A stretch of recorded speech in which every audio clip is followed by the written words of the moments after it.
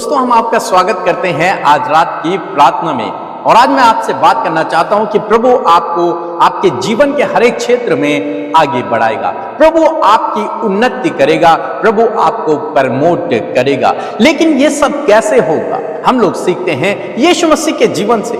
आप जानते हैं कि यीशु मसीह सर्वशक्तिमान परमेश्वर हैं और वो इस धरती पर आए और परमेश्वर इतने दीन और नम्र हो गए कि वो यूहन्ना के भी अधीन हो गए। हम लोग देखते हैं कि यीशु मसीह यूहन्ना बपतिस्मा देने वाले से बपतिस्मा लेने के लिए गए, जबकि यीशु मसीह को जरूरत नहीं थी बपतिस्मा लेने की, लेकिन फिर भी यीशु मसीह उससे बपतिस्मा लेते हैं। मत्ती रचित सुसमाचार उसका 3 अध्याय में हम लोग पढ़ते हैं 13 पद से 17 पद तक। क्या देखते हैं कि लिखा है कि यीशु मसीह जब यूहन्ना से बपतिस्मा लेने के लिए गए और जिस घड़ी वो उनके सामने खड़े हुए, यूहन्ना बपतिस्मा देने वाले ने कहा कि प्रभु, ऐसा नहीं, मुझे आपसे बपतिस्मा लेने की आवश्यकता है, तू मेरे पास बपतिस्मा लेने के लिए आया है।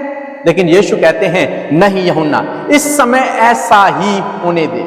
ये सब धार्मिकता हमें पूरी करनी है, इसी प्रोसेस से हमको चलना है, इसलिए इस समय तू मुझे बपतिस्मा दे।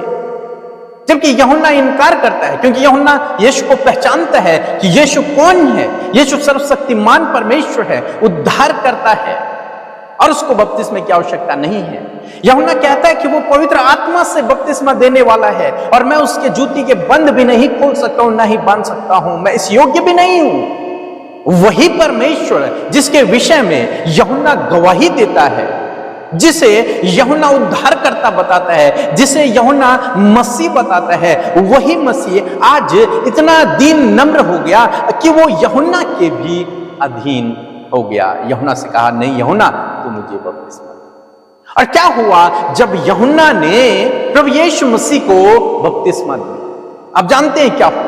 लिखा है, यदि आप 16 पद पढ़ेंगे तो लिखा है, यीशु बपतिस्मा लेकर तुरंत पानी में से ऊपर आया और देखो उसके लिए आकाश खुल गया और उसने परमेश्वर के आत्मा को कबूतर के समान उतरते और अपने ऊपर आते देखा।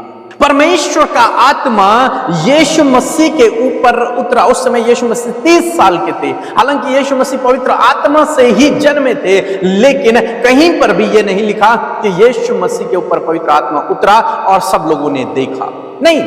लेकिन यहां पर हम लोग देखते हैं, यूहन्ना और बाकी लोग भी देखते हैं कि यीशु मसीह के ऊपर पवित्र आत्मा उतर रहा है कबूतर के समान। यहां पर मैं कहूंगा कि पवित्र आत्मा ने यीशु मसीह को वहां पर प्रमोट किया। जब यीशु मसीह यूहन्ना के अधीन हुए, तब परमेश्वर पवित्र आत्मा ने यीशु को प्रमोट किया। और ये बहुत बड़ी बात थी जिसके ऊपर पवित्र आत्मा उतर रहा है। वो उस समय और आज भी बहुत बड़ी बात थी। लोग देखकर हैरान रहे होंगे, यूहन्ना भी, बाकी लोग भी देखकर हैरान रहे होंगे। इसका मतलब ये कुछ विशेष व्यक्ति है, इसका मतलब इसको परमेश्वर ने अनॉइंट किया हुआ है। और उसी समय से कुछ लोग यीशु के पीछे चलना भी शुरू कर दिए होंगे कि ये परमेश्वर का चुना हुआ व्यक्ति है।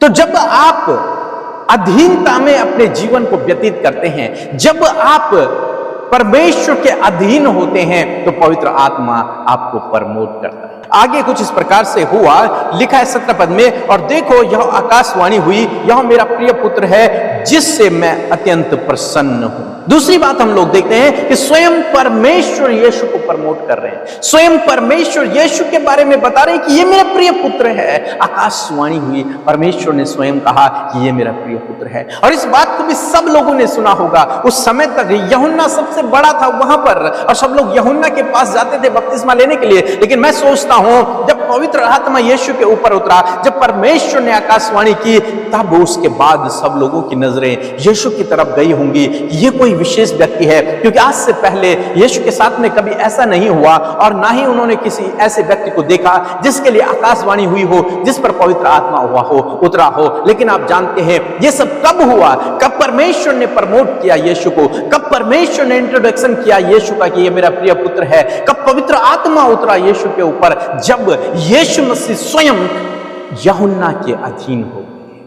वो परमेश्वर के अधीन तो थे, यीशु मसीह, इसलिए वो कहते हैं प्रभु मेरी नहीं तेरी इच्छा पूरी हो। वो संपूर्ण रूप से परमेश्वर के अधीन थे, लेकिन यहां पर वो यूहन्ना के भी अधीन हुए। यूहन्ना जैसा हो रहा है वैसा होने दे, यूहन्ना के भी अधीन हो गए। और जब वो यूहन्ना के अधीन हुए, परमेश्वर ने उसे प्रमोट करना शुरू कर दिया, पवित्र आत्मा ने उसे प्रमोट करना शुरू कर दिया। यही आज सामने मैं आपको बताना चाहूंगा। जब आप अपने अधिकारियों के अधीन रहते हैं, जब आप अपने अगुओं के अधीन रहते हैं, जब आप अपने माता पिता के अधीन रहते हैं, परमेश्वर आपको प्रमोट करते हैं, परमेश्वर आपको जीवन के हर एक क्षेत्र में आगे बढ़ाते हैं, पवित्र आत्मा आपको आगे बढ़ाते हैं, परमेश्वर स्वयं आपको आगे बढ़ाते हैं।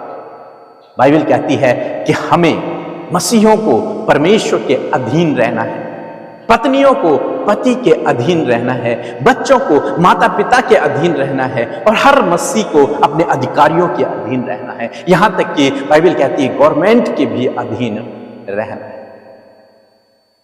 यदि आप इस अधीनता को सीख गए तो परमेश्वर आपको प्रमोट करेगा। यदि आप इस अधीनता को सीख गए तो पवित्र आत्मा आपको प्रमोट करेगा। लेकिन प्रॉब्लम यह है कि आज की डेट में कोई भी अधीनता को नहीं चाहता है। हर कोई चाहता है कि मैं दूसरे के लेवल पर रहूं या फिर दूसरे से बड़ा रहूं। कोई भी दीनता और नम्रता का जीवन व्यतीत नहीं करना चाहता। हर कोई एक दूसरे से अपने आप को बड़ा समझता है, लेकिन बाइबल हमें शिक्षा देती है कि हमें एक दूसरे से अपने आप को छोटा समझना है, दूसरे को बड़ा, अपने आप को छोटा। दीन नम्र बनना है, दूसरे के अधीन रहना है। और जब आप दूसरे के अधीन रहते हैं, परमेश्वर आपको प्रमोट करते हैं, परमेश्वर आपको आगे बढ़ाते हैं। जैसे हम यहोशू के जीवन में देखते हैं, यहोशू को परमेश्वर ने आगे बढ़ाया, लेकिन आप जानते हैं उससे पहले वो मूसा के अधीन था। वो मूसा के अधीन रहा। उसे नहीं पता था परमेश्वर मुझे आगे बढ़ाएगा, उसे नहीं पता था कि मूसा के बाद कमान मुझे संभालनी होगी। लेकिन बाइबल कहती है कि वो मूसा के अधीन रहा और उसके बाद परमेश्वर ने उसे आगे बढ़ाया। हाजिरा से परमेश्वर ने कहा तू सारा के अधीन रह, और वो सारा के अधीन रही। परमेश्वर ने उसे आशीष दी। रूत अपनी सास के अधीन रही, परमेश्वर ने उसे आशीष दी। इसी प्रकार से दोस्तों अनेकों उदाहरण बाइबल में हम लोग पढ़ते हैं। जो पत्नियां अपने पति के अधीन में रही, परमेश्वर ने उन्हें बढ़ाया। जो व्यक्ति अपने अधिकारी के अधीन में रहा, परमेश्वर ने उसे बढ़ाया। जो व्यक्ति अपने लीडर के, अपने अगुवे के अधीन रहा, परमेश्वर ने उसे बढ़ाया। यूसुफ पोतीफर के अधीन रहा, इसलिए पोतीफर ने उसे अपने घर पर अधिकारी बनाया और परमेश्वर ने उसे प्रमोट किया। आज शाम में मैं आपको उत्साहित करूंगा कि आप अधीनता में रहना शुरू करें। यह ना समझें कि इससे तो कुछ नहीं आता, मुझे सब कुछ आता है, मैं इससे बड़ा हूं, मैं इसके अधीन में क्यों रहूं। लेकिन नहीं, परमेश्वर ने उसे जिस पोजीशन पे बिठाया है, वो जिस योग्य है, परमेश्वर ने उसे वहां पर रखा है, और आपको उसके अधीन रहना है। आपकी अधीनता आपकी दीन और नम्रता को दिखाता है, और यही चीज आपको आगे बढ़ाती है। इसीलिए यीशु मसीह कहते हैं जो बड़ा होना चाहता है वो छोटा बने, वो दीन नम्र बने, वो अधीन हो जाए दूसरों के, ताकि परमेश्वर उसे सही समय पर बढ़ाए। इसीलिए बाइबल कहती है कि परमेश्वर के अधीन हो जाओ, परमेश्वर तुम्हें आगे बढ़ाएगा, सही समय पर प्रभु आपको बढ़ाएगा। सो दोस्तों मैं आशा करता हूं कि आप समझ गए होंगे कि आपको एक दूसरे के अधीन रहना है, एक दूसरे को अपने से बढ़कर समझना है, दीनता नम्रता अपने अंदर लेकर के आना है। वो घमंड भरी बातें, वो घमंड भरी आंखें, वो आपको नीचे करना है, उन बातों को अपने अंदर दबाना है, और दीनता और नम्रता को स्वीकार करते हुए एक दूसरे के अधीन रहते हुए जीवन में आगे बढ़ना है।